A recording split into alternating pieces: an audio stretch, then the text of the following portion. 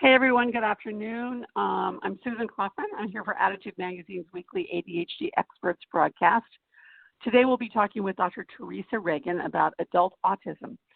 Autism spectrum disorder is a condition that impacts people across childhood and through their lifespan. Although it's commonly regarded as a pediatric disorder, it in fact affects adults as well. Frequently, sometimes misdiagnosed as ADHD or other conditions. So growing awareness about autism has really led a number of people, including many people diagnosed with ADHD, to wonder whether they might be on the autism spectrum. So, and we hear from many of our listeners at Attitude who are wondering about the autism spectrum diagnosis. So today, Dr. Regan will be talking about autism and the facts and the myths about autism in adults, why getting a correct diagnosis at any age is really important, what the similarities and differences are between autism spectrum disorder and ADHD and other disorders that you might be interested in, as well as some of the diagnostic criteria and treatments for autism. So I think it's a timely topic, and we're really pleased to have Theresa Regan, Ph.D. here. She is a clinical neuropsychologist with a specialist in brain behavior relationships, such as autism spectrum disorder. She's worked with adults within hospital systems for over 30 years. She is a certified autism specialist and the director of the OSF Healthcare Adult Diagnostic Autism Clinic, associated with the University of Illinois Medical School and based in Peoria, Illinois.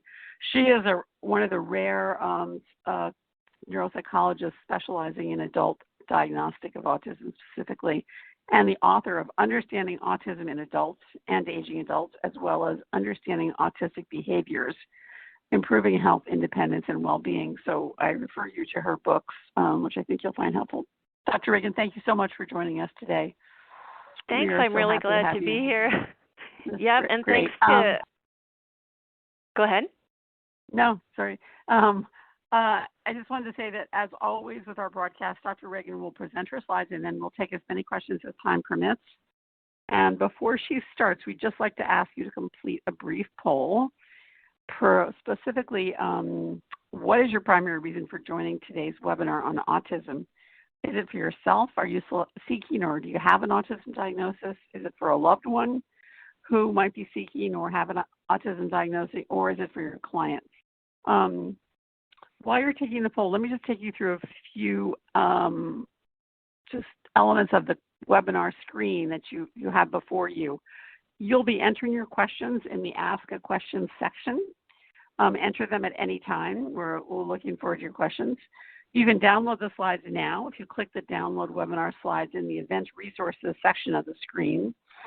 If you want to learn more about today's sponsor, we don't actually have a sponsor today, but if you want to learn more about the expert speaker, click the tab just above the slide if you want to see her bio. If you have any audio issues, you can download our GoToWebcast troubleshooting guide from the Event Resources section of the screen, or click the question mark icon for technical help. Most audio issues, I should say, are caused by slow internet connection. So we recommend using Chrome if you have it, and a wired internet connection is really helpful, as well as closing any other programs or tabs to maximize your available bandwidth, and try refreshing the page if you have trouble. So with that, let's turn to the poll and see what the results are.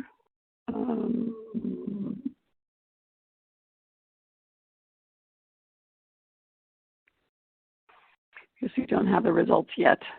So let's just turn straight to Dr. Regan's presentation, and we'll come back to the results later.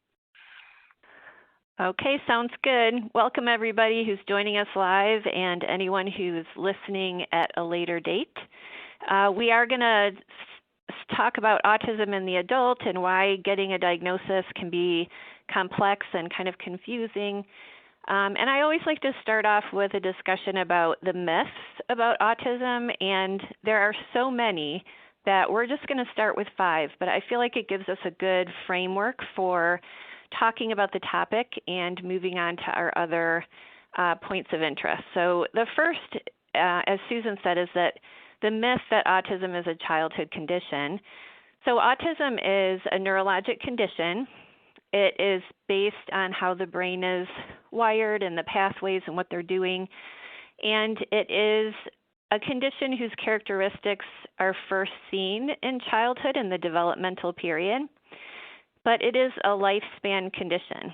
So individuals with autism as children will still express those characteristics in some way over the lifespan, and certainly the great majority of cases. So it's really important to understand that this is something that impacts adults and aging adults. The second is that individuals with autism don't have or want relationships. That's really a myth as well.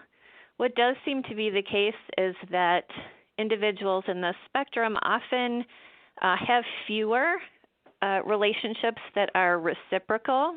So they're kind of those that we share back and forth about topics with this person. They tend to have less relationships that extend across time and are maintained across context. So, you know, those people that we stay really close with no matter what we're doing in life. So people tend to have fewer of those. But I would say about 80% of the people I work with in autism really do want to have some close connection. The difficulty ends up being that sometimes they really struggle to know how to start relationships, maintain them, understand them, and sometimes really tolerate kind of the ups and downs and roller coasters of normal relationships. Another myth is that autism is a condition seen in boys. And certainly research suggests that it's more common in males, and that's probably for some genetic reasons. But we're really missing a lot of the women in the spectrum. They have all the same diagnostic criteria, but they can present just a bit different. So we're really kind of missing many females. And the ratio as it stands now is about 4.5 boys diagnosed to girls and men to women. Boy, a big myth is that if somebody has autism, it will have been diagnosed as a child in school, in a pediatrician's office, sometime growing up, because the characteristics were present. And we're going to talk about why that's not the case, but that certainly is a myth that we have to dive into. And another myth is that somehow autism has to do with intelligence and other cognitive skills. And in fact, autism is really a condition of behavior and social connection. It really, none of the criteria have anything to do with intellect. So you're going to see autism expressed across the continuum of intellect. And we really need to get better at recognizing what autism looks like across variations of intellect. So many people in the spectrum have really functional intellect or even very superior. So why is a diagnosis so difficult? Well, part of it is that as a culture, we're really still lacking in understanding that the brain impacts behavior and interactions. So we're much quicker to think that behavior is a reflection of discipline or will or a person's character or motivation, but we really aren't yet to the point where we understand that there's really a brain basis for temperament and some of the behaviors that we lean toward. So I think that we're very quick to feel that behavior is willful. Also, the diagnostic criteria for autism were not published in the DSM, the Diagnostic Statistical Manual, until the 1980s. And even at that time, much of what we knew about autism really was not complete. And so even in the 80s, it was hypothesized that this was a condition relating from poor parenting. And of course, we've come a long way to really understand the neurologic basis and develop the criteria better. But many people who are adults now and aging adults now were well through childhood by the time this was an emerging diagnosis. I think we've done really well at improving autism awareness in the sense that it's really hard to find someone who doesn't know the word and doesn't understand that it's a really impactful public health condition for the community, that it affects children and families. Where we're really lacking is autism recognition. And so even among medical professionals or mental health professionals, we're really not to the point yet where people can say, you know, I know what autism looks like in my classroom, in my medical clinic. I know what it looks like in my family and in my neighborhood. And so that recognition is the piece that we're really kind of lagging behind on, and we need to improve. I really like to talk about the parable of the elephant when I'm talking about the complexity of diagnosis. And so I'm going to tell you the story of the parable, and then we're going to talk about how it relates to autism. So this is a parable that's over 2,000 years old, and it has a few variations across culture, but essentially the story is that there was a village that had never encountered an elephant before. So when an elephant was brought to the village, it was really this unique experience, and everyone flooded to the center of the town to see what an elephant was like. Well, there were a group of villagers who were blind, and so they weren't going to be able to see the elephant, but they wanted to participate. And they said, well, we can perceive what the elephant is like by going to stand around the elephant as a group, and we'll each put our hand out and we'll perceive through touch what the elephant is like. And so that's what they did. They went to the center of town, and the first person put his hand out, and he could feel the trunk of the elephant. And he said, oh, I know exactly what an elephant's like. An elephant is like a snake. That's what an elephant is like.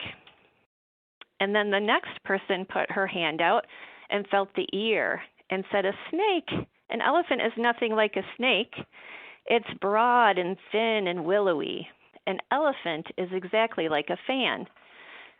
The next person was feeling the side of the elephant and said, oh, nothing like a fan.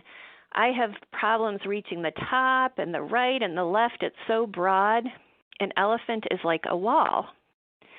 The next person felt the leg and said, no, an elephant is like a tree trunk or a pillar. The next person touched the tail and said, nope, an elephant is like a rope.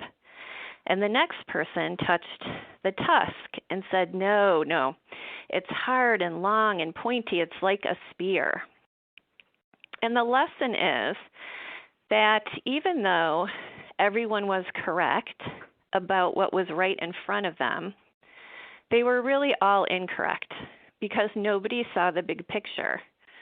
And really the big picture is what an elephant is like. It's like all of those together. And so what happens with autism is that often people come to my clinic with 5 to 7 diagnoses, and they're all labeling a piece of the bigger picture. So, for example, and we won't go through all the possibilities, but someone might come with a diagnosis of bipolar, and this is because they have had a history of emotional and behavioral dysregulation, so difficulty staying even and calm and appropriate to the context. Well, emotional and behavioral dysregulation is really core to autism as well. So the same person maybe goes to another person and says, oh, I also have trouble organizing and paying attention and have trouble with my time management. Well, that person says, oh, I know exactly what that is. That's ADD or ADHD. And so then they have a diagnosis of ADD or ADHD. But no matter how many people they go to and get all these different pieces labeled, nobody sees the big picture.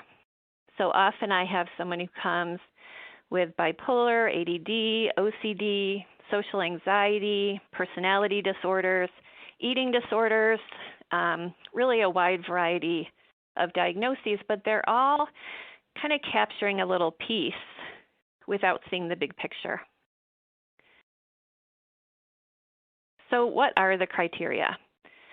We're going to really skim through this so we have time for questions at the end, but I do want you to have a sense of what the criteria are.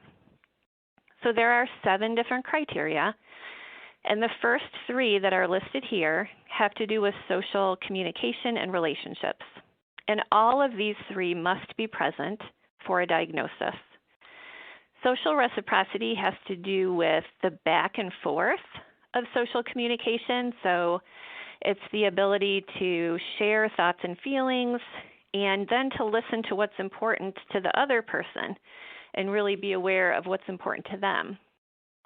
The next one is nonverbal social communication. It includes things like eye contact, but also things like personal space, gestures, facial expression, expression in the voice, and many different types of nonverbals. The third one is developing, maintaining, and understanding relationships, and often we're talking about those with peers. So it's common in the spectrum for someone to be more comfortable with people much older or much younger, but really have trouble connecting with peers, understanding and maintaining those relationships. The next 4 criteria, 2 of those would be 2 out of the 4, any 2, would be what's required for a diagnosis. The first one includes repetitive stereotyped movements, verbalizations, and use of objects. So this is a huge category that's difficult to dive into quickly. But if you've heard of stereotypies, they would fall in here. Things that look like tics, repetitive movements like hand flapping, verbalizations like echoing yourself or quoting directly from movies or books. Use of objects would be lining things up, patterning objects, or handling them in your hands. The next one has to do with rigid behaviors and thinking. And this can be expressed with really concrete black and white thinking, like everything is either good or bad. Very literal thinking, difficulties with abstract thinking, or difficulties with change. Something that's unexpected would be difficult to manage. The next is intense fixed interests or attachment to objects. So this could look like the person that's all in with a particular topic or hobby to the point where that's what they talk about all the time to other people. And the attachment to objects can have to do with collecting things related to the interest, or it could have to do with some hoarding or pack rat behaviors where the person's not willing to let go of objects that are no longer useful. And the fourth has to do with sensory processing. So it can be overreactivity to the sensory environment, which would be someone having trouble with lights being too bright or noises being too loud.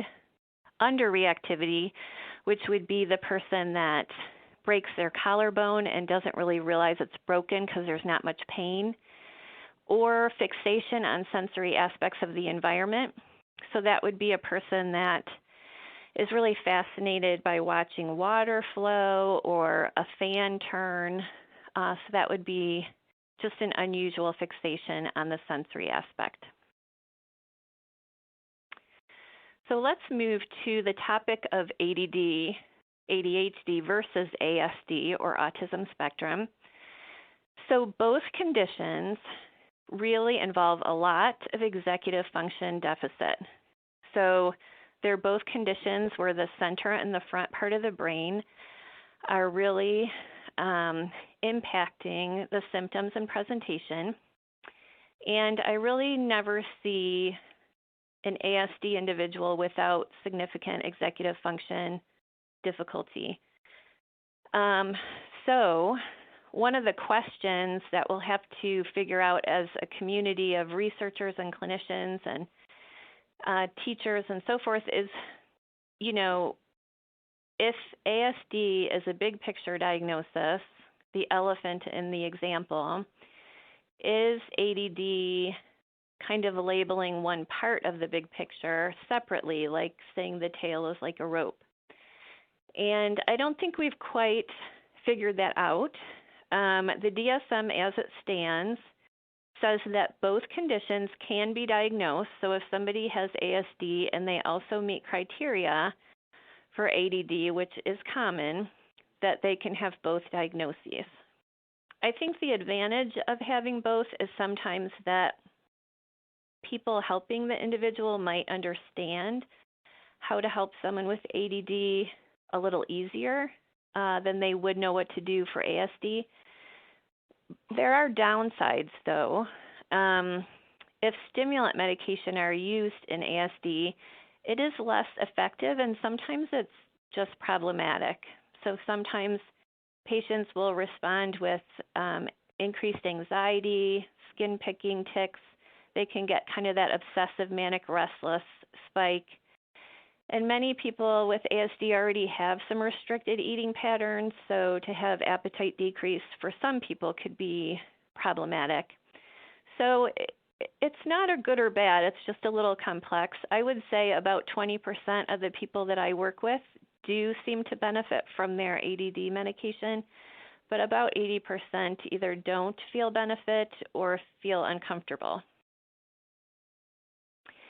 So we really want a good, accurate diagnosis for everyone, whether that's going to be ADD, whether it's going to be bipolar, whether it's OCD or any of these other conditions. We just want it to be really accurate. And one of the difficulties with ADD is that attention as a symptom is really general, like fatigue would be if you're going to your doctor. There's so many things that can cause attention problems that sometimes if the cause isn't looked into, things get missed. So it's very common for people to come to my clinic with a diagnosis of ADD, and then, we do a checkup and we see that, oh, actually they have a learning disability and nobody's caught that, or they have sensory issues and they can't concentrate, or they have, these other things that have been labeled inattention, but really the person's struggling to make sense of their environment. So we certainly want to be as accurate as we can for all of these diagnoses and really investigate what the best diagnosis would be for each individual. So I've kind of set up the beginning talking about why it's missed and why it's important to really get diagnosed and have an accurate diagnosis. The difficulty, of course, is that as a culture, we're just catching up to this fact. And so there really are not enough places that you can go for a diagnosis. If you are seeking a diagnosis for yourself or someone else, I would say to look for someone who can specialize and see the big picture. So if you go to an ADD specialist who can't see the big picture issue, you'll be diagnosed with ADD. So if you go to a bipolar specialist and they don't know the big picture, you'll be diagnosed with bipolar. So I would say if you can find someone who could also see how all these symptoms go together, that would be great. And somebody who understands conditions across the lifespan. So in our culture, we have pediatric specialists and we have adult specialists and geriatric specialists, and there's a lot of benefit to having people specialize in these categories. The downside, speaking from someone who is trained in adults and aging, that people who serve adults often don't know how to recognize a developmental condition appropriately. So someone who has lifespan experience would be good. I would stay away from someone who relies on a questionnaire cutoff score or a diagnostic or structured interview cutoff score, whatever it is. I use questionnaires and I use interviews and I use lots of things, but I would stay away from someone who relies on that one cutoff score. So we want someone who really knows the criteria and can gather information from lots of different sources. So even the questionnaires and the different instruments that are really helpful, they'll always say that they shouldn't be used alone. And the DSM also says that you really want to gather information from multiple sources and in multiple ways in order to see if the criteria are met. Another would be that I would just ask the person how many diagnostic assessments they've done for adults. I find that it's becoming more common for people's websites to advertise that they provide services for autism spectrum conditions for adults, but there's just a wide variety of how much they can actually do and how much experience they actually have. So I've run into some that really are well-versed and see a lot of people, and I've also run into some where people forgot it was on the website or they're not really sure who does that. So I would just ask how many. If someone's done 5 versus 50, that's good to know. I would also always ask for an explanation of what criteria are met and not met for you or for the individual. So a lot of people will chime in about whether they think the diagnosis is correct. But when I say, well, what criteria do you think are met, or what criteria do you think aren't met, I've never had anyone actually know the criteria, whether that's, even a specialist. It's just very rare for people to know what the actual criteria are and what they would look like in an adult. So I would just ask, if somebody says, no, you're not in the spectrum, I would ask them what criteria aren't met for you. So why have a diagnosis? Why is it important? Well, first of all, throughout the lifespan, it's going to be impactful. And I really didn't realize this until maybe the last 10 years. I kind of thought that as long as people were doing okay in school, whether they had a diagnosis or not may not be that impactful. But I really can see the lifelong impact, and I feel like it's very important to establish a correct way of describing what the person needs and what they would benefit from. And I know that working in a hospital system, the doctors really need to know if someone's on the spectrum. It helps us provide better care. It helps us know what their nutrition might be like. It helps us know if they might be able to call our office with a question or might avoid that. And as people age, we're getting people in our memory disorders clinic who come with memory issues, and it turns out that actually they have an undiagnosed autism spectrum condition, and we really need to know that when we're diagnosing dementia. So we want to do no harm. We also want to make the strategies just very specific to ASD, and there are many strategies and pieces of advice that I would give for someone in the spectrum that I really wouldn't think of for any other diagnosis. Third, the community supports and services for developmental diagnosis versus mental health diagnosis, at least in our community, are separate. So if you have a diagnosis of ADD and bipolar, you'll be served by the mental health arm of support services, and if you have a diagnosis of ASD, you'd be served by the developmental services. And it's important to know that you're getting the services that would best match what your condition is. It helps people understand what appropriate expectations for improvement might be. So a lot of times with spectrum behaviors, there's a lot of shame and blame and frustration about why isn't this person changing. And so we really need to understand, so this is a neurologic condition, and these are things that we could really work toward for improvement. These are good goals. But also we don't want to shame someone for not being somebody that they're not. And so we really want appropriate expectations. And self-knowledge. So for the person with ASD, I think many times they're really on a journey to figure out what makes them tick and why they see the world and experience the world the way they do. And they want to be able to communicate that to other people and say, hey, this is what I need, or this is why I had that reaction. So that really arms the individual with an important tool. There are some specific interventions, and we're not going to dive into these really deeply, but you'll probably hear things like social skills and relationship training.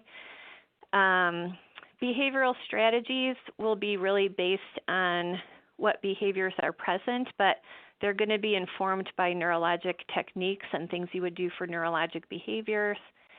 And then emotional regulation strategies. So as I said, it's very difficult for someone in the spectrum to really keep an even sense of calmness and centeredness. And some people will present with fight patterns when they get overwhelmed. So they may have meltdowns or outbursts. They may have really extended arguments with people. Other people may show flight behaviors. So they might leave a job, leave a relationship. They might leave the room. And other people may show freeze behaviors. So someone that's physically present but really not mentally there. They've kind of shut down and maybe even expressed their sense of being overwhelmed through even a physical symptom, like a neurologic spell or what might look like a seizure. So we really want to give appropriate strategies there. And in the spectrum, I like to use sensory inputs to calm and center the body. So I like to use proprioceptive inputs, which is deep pressure activities through the joints. Deep pressure, you might have heard of weighted blankets. That's kind of that concept. And for some individuals, they seem to benefit from vestibular inputs. Those are movement inputs. And sometimes even other sensory systems, like people might have a scent that they find calming. So those are really the points I wanted to get across today. And then I just wanted to make sure we have time for questions. Thank you so much, Theresa. That was fascinating. I wanted to revisit the question of diagnosis. There are a number of people asking for a little more clarity on how a diagnosis is made. For example, are there questionnaires that are used? Are there online quizzes valid? Could you talk a little bit more? You said the process of diagnosing autism spectrum required a number of different methods, and I wondered if you could just clarify a bit more what a good diagnosis is comprised of. The reason that questionnaires and online quizzes can't be used alone is that it's really difficult to capture each way that those 7 criteria could be met. And so what I do is I do use questionnaires. I like the social responsiveness scale. I use the adult adolescent sensory profile for sensory issues. I just also have developed different questions in my own interview. And I always interview and assess the patient, and then I always have family or somebody to corroborate and give their perspective and their point of view. I have found certain questions to be particularly helpful. I always like to ask the person to explain how other people would describe them. So it's nice to see if they have a sense of how they impact other people and how they're viewed. I also like to ask how one person that they know well might describe them differently than another person. I find that their ability to understand that people experience them differently is often problematic. I go through just all kinds of questions related to each criteria. So the questionnaire is one resource for me to understand if the criteria are met, but I would also need to ask questions related to all of the other criteria that aren't asked about on the questionnaire. So I always have the criteria right in front of me, and then I use the questionnaires and some of my standard questions. I do role play with people to see how they do with conversation. I have some pictures of emotional faces. I try to see if they can determine what emotion is in the face. I have some social scenarios, and I try to see if they understand what would be rude or polite in that kind of a setting. So really, the diagnosis should be made from the criteria, and you should use questionnaires or online quizzes as kind of a screening or jumping off point to see if you can start to see this picture emerge, and then to look at the criteria and really see what other information you would need to know. And it's tough because the criteria can be met different ways. So for example, you could take the person who comes on too strong with other people, and they're described as very social because they'll go up to anybody and talk to anybody, but they're talking kind of indiscriminately and not appropriate to the context. And then they might be talking about their special interest. So, they'll talk to anybody about aeronautics, but it's not really reciprocal. It's not a back and forth. But another person on the spectrum might not approach anyone. And so you need to know what extremes might fit into each category. So it's complex enough that it's not doable with one cutoff score, but I think that all those sources kind of feed whether the criteria are met. And that's why you need someone experienced enough to navigate the criteria. Okay. I'd say there are 3 or 4 people listening in who are wondering whether it's worth pursuing a diagnosis given the complexity and in some cases the cost. So here's a person who says that he was diagnosed with bipolar a couple of years ago, but he's always felt that he was on the spectrum. His 3-year-old child has an ASD diagnosis, and many of the same sensory and sort of fixation issues. So he's an example. Should I pursue additional testing for ASD for myself, or do you think it would change my therapy or medication plans? He's not the only person. I've given his example, but others have said, I just don't know whether at this point in my life it's worth going through what it will take to get a good diagnosis. In your view, what are the advantages or not? I think the practical questions are really important to think through. And I think there's not a one-size-fits-all answer. I get to see the benefits, but I do think that for people where the cost would be really a strain, and they have a good sense of what to do to help themselves regulate because things are working and they have a child on the spectrum and they just know, I would say I would probably feel comfortable putting that off. And then if there's an issue where you're getting a workup and for something, and again, I just work a lot with the dementia clinic, but let's say you're getting a workup later in life, and as long as you tell them that you've always suspected that you have features of that or that you meet criteria, at least they would know then. They'd have a flag. Another time when it's important is if it affects your medical care. So a lot of my patients have very restricted eating profiles, and we really need to know that. So I had one patient who was undiagnosed but had a son who was diagnosed, and she was a diabetic. And I saw her for something completely different, but it turns out all she was eating were mashed potatoes. And that's really important to know. And so I think if you're somebody who has enough self-awareness already that you could know what other people need to know, and you don't have an agency requiring you to report. So you're not asking for formal accommodations at work, or you're not seeking a job coach or assistance with disability, then I think it makes sense to defer that.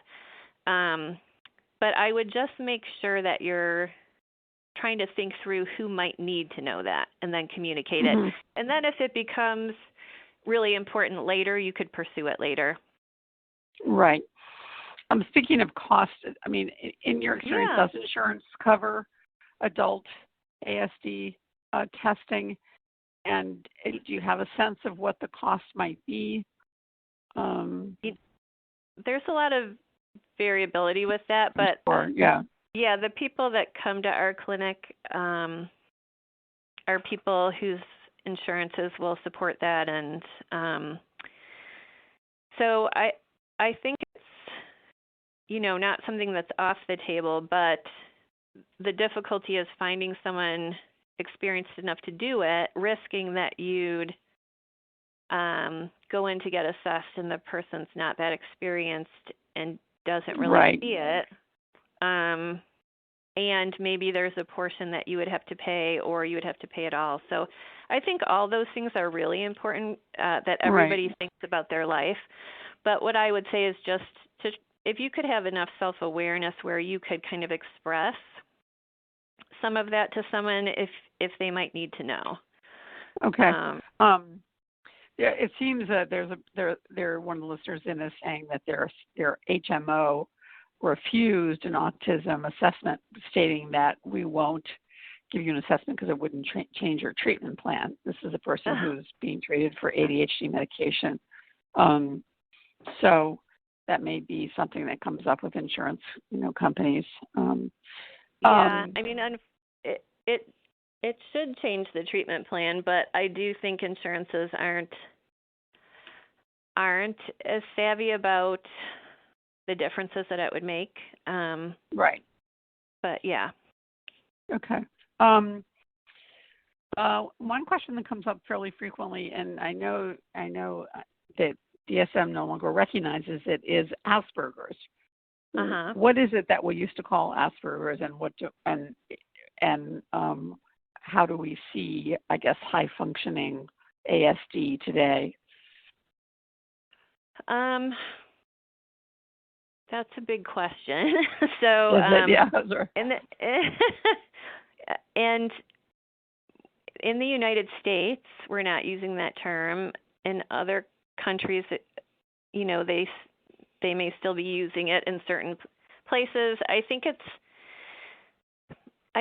a fine way to describe things in people. I like the way the diagnosis is now because I feel like it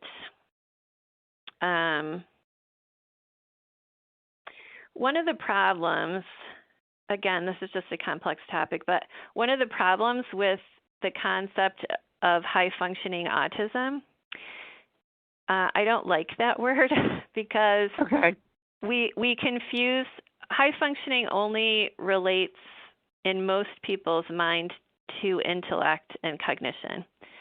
And so we call people with functional intellect,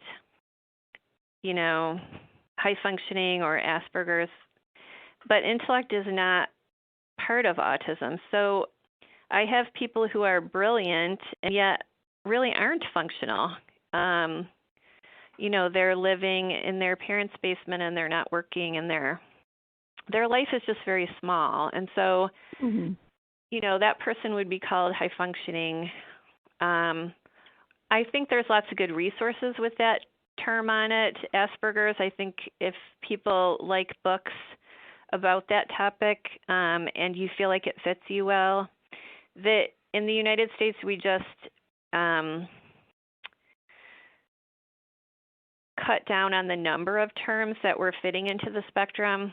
So instead of pervasive developmental disorder and autism and Asperger's and some other that you could include, now we've made it ASD, and then you specify the particular individual profile for the person. So, this person has these characteristics and these strengths and weaknesses, but I really get concerned when the severity of the autism is described by intellect because they're not, they just don't overlap. So I like the way it is this way better, but I love a lot of resources that use the term, but I kind of like separating that concept. Right. So, it's not an IQ issue. It's right. It's right. Got it. listeners are pretty aware of the kinds of medications that are often prescribed for bipolar or for ADHD. Oh, But they're wondering, are medications prescribed for ASD so, in general? Turning to treatment to some degree here now. Yeah. Right. There are, always ongoing trials about that, but typically there are 4 categories that someone may take medication for in the spectrum, and one is the attention and executive function. That's the one I find to be a little bit the most, trickiest as far as whether it's tolerated and whether it helps, but ADD medications are a common one to try in the spectrum. The second category besides attention and executive function has to do with sleep. So sleep is not part of the criteria, but it's a very common co-occurring difficulty. And oftentimes when it's present in the spectrum, the person will have a real significant difficulty falling asleep, and they may be a night owl and they may be up till 2 or 3 in the morning and sleep into the day. So sleep is also a symptom that's commonly prescribed if needed. So that would range from, talking to your doctor about melatonin to sometimes clonidine or trazodone or those kinds of things are used. The third category, often where medication might be recommended, would be mood and anxiety. So anxiety is really a very physical part of autism where it's just so core, and it's a brain-based, body-based generation of anxiety. And mood for depression, it's not as core to the spectrum per se, but of course there are many obstacles and life seasons that may be difficult, so depression would be common as an overlay.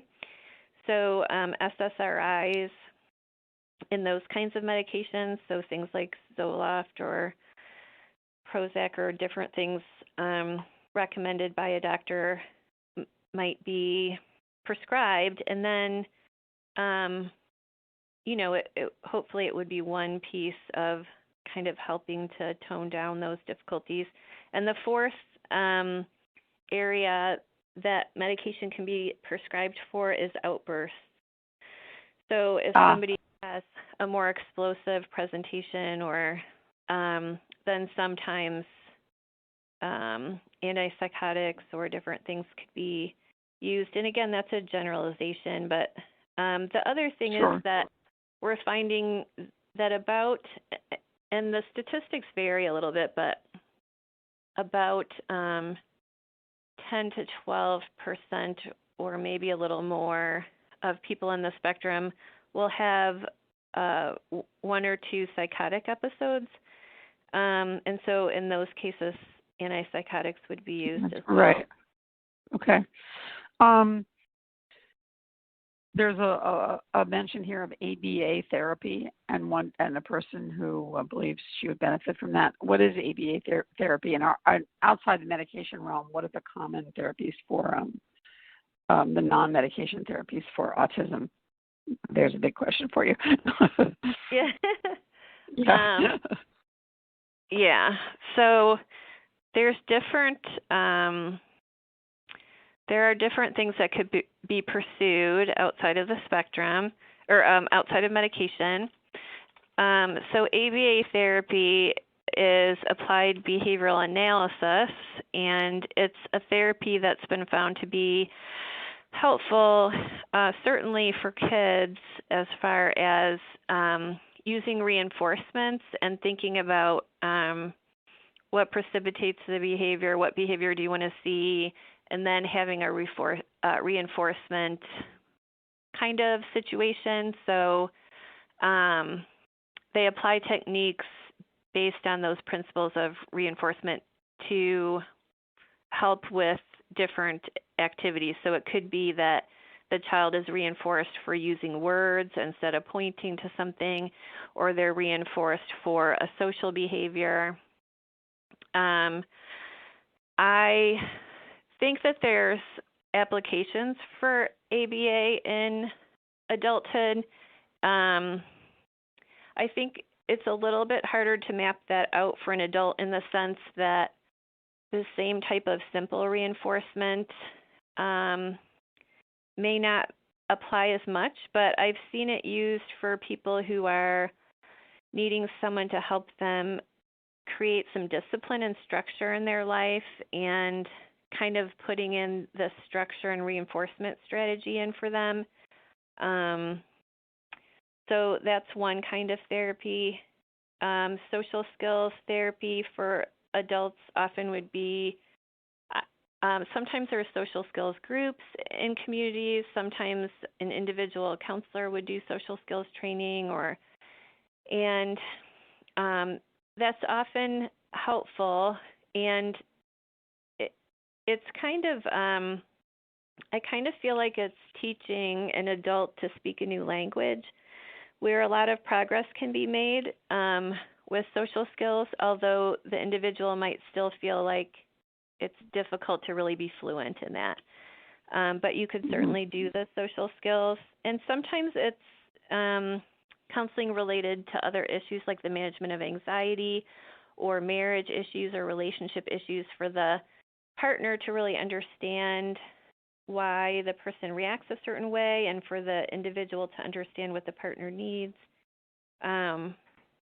So I see the social skills and the counseling piece a little bit more than the ABA for adults in our community, but I'd be interested to know if it's being used more. I know that different companies are trying to roll out more of an adult plan for that. But social skills training would be one of the main forms of intervention then for ASD, as I hear what you're saying. I understand that it depends on the person, right? Yeah, social skills training, and then sometimes helping people with their emotional regulation and also with adaptive behavior. So adaptive behaviors are independent behaviors. So if somebody is struggling to really have a good daily routine and get their hygiene done and leave the house and get a job and that kind of thing, sometimes a reinforcement strategy or counseling for that can help improve independence. Okay. Do you see in your practice a difference in ASD between women and men? There are some women who are wondering whether their types of symptoms are different than those that you see among men who are diagnosed with ASD. Yeah, I definitely do. Sometimes what I see is that the women tend to have a little bit larger range of emotion in their face and voice, and they tend to mimic social standards better than some of the men that I work with, so that they're really taking on personas or they're mimicking the person that they're with. And sometimes they do it fairly well, but it's exhausting and really stressful to try to mimic what's going on around you.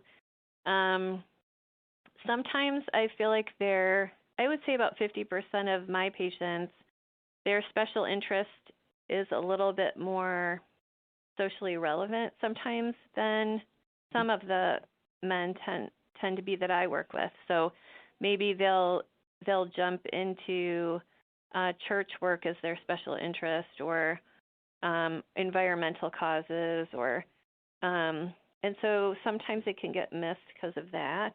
But when you actually talk to people, they'll say, oh, this person's actually very obsessive about it and really noticeably kind of diving into the one topic.